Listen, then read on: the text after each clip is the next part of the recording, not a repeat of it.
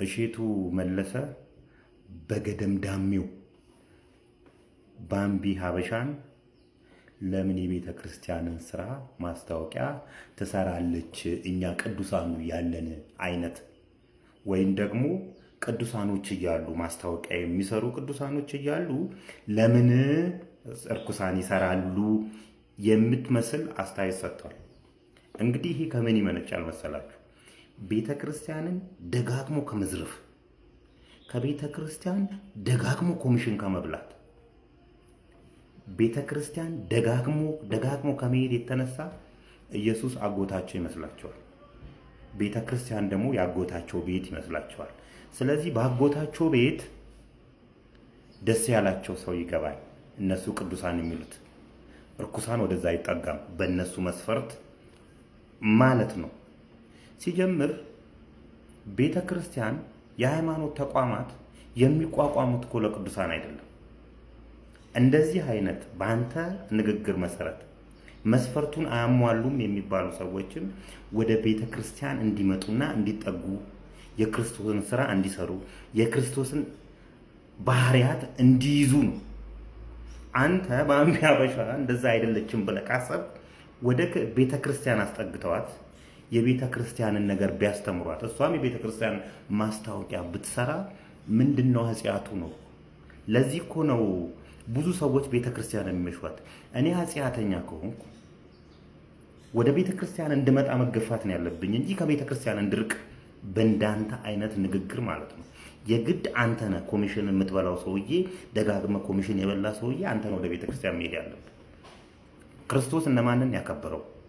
አረ ስብከት እያለኝ ነው ዛሬ። እነማንን ያከበረው እንዴ? ረጃጅሞቹን እኮ አይደለም ቁመታቸው ከሩቅ ክርስቶስ መምጣቱን የሚያውቁት ሰዎችን አይደለም እኮ፣ አጭሩን ሰው እኮ ነው መርጦ እቤትህ እራት እንብላ ከቤተሰቦች ጋር እንደ ልብ ታየኛለህ ያለው። እንዴ ከእናንተ መካከል ኃጢአት የሌለበት ሰው መጥቶ ይውገራት ያለው እኮ ቅዱሳን ሴትን አይደለም እኮ። እግሩ ላይ ሽቶ የቀባችሁን እናንተ ምን አረጋችሁ? የመጣው ክርስቶስ ወደ ምድር የመጣው እኮ ለአጽያን እንጂ ለጻድቃን አይደለም። አቶ ሼቱ ምን እያልክ ነው? ስለዚህ ቤተ ክርስቲያን የሥነ ምግባር ማስተማሪያ ቦታ ነች። ከቤተ ክርስቲያን የሸሹ ሰዎችን መመለሻ ቦታ ነች።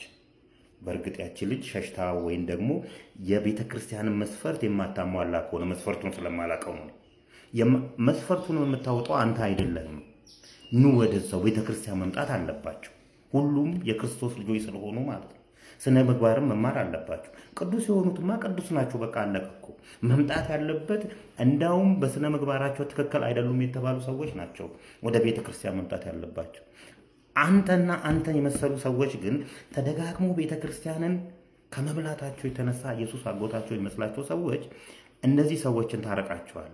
እንደዚህ አይነት ሰዎች እያረቃችሁ አይ ይሄ የኔ ቦታ አይደለም፣ ስለዚህ ሃይማኖቴን መቀየር አለብኝ ወይም ደግሞ ይሄ አይመጥነኝም፣ ከቤተ ክርስቲያን ሩቅ ነው መሆን ያለብኝ እንዲሉና ለሌላ ወንጀሎች ራሳቸውን እንዲያዘጋጁ ወይም ደግሞ ለሌላ ኃጢአት ራሳቸውን እንዲያዘጋጁ ታደርጓቸዋላችሁ።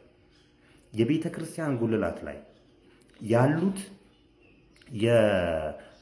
የሰጎን እንቁላሎች ናቸው። ምን ማለት ነው? የሰጎን እንቁላል ለምንድነው ቤተ ክርስቲያን ላይ የሚደረገው?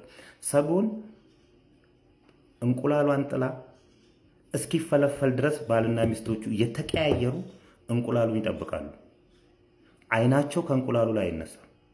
ክርስቶስም ከቤተ ክርስቲያን ላይ አይኑ አይነሳም ለማለት ተምሳሌትነቱ ያ ነው። ክርስቶስ አይኑ የማይነሳበት ቦታ አንድ ኃጢአተኛ የተባለ ሰው ወደዛ ስለሄደ ምንድነው ኃጢአቱ? አንተ ማን ነው ቅዱስ ያደረገ? ሲጀምር ደነዝ።